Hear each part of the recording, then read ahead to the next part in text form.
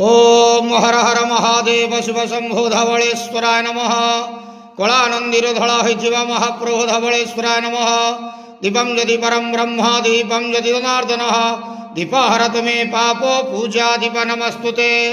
हे बाबा धवलेश्वर महाप्रभु संसार सुखी रखंतो। आज शुभ बुधवार रे समस्त श्रद्धालु भक्त मान को आश्रीपद करंतो।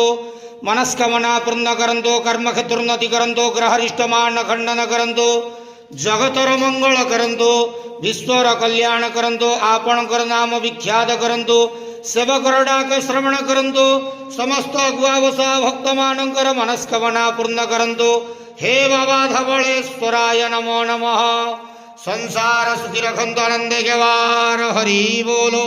आज शुभ बुधवार रे समस्त श्रद्धालु भक्त मान को आश्रीपद करंतो आनंदे गेवार हरि बोलो। ओम नमः शिवाय।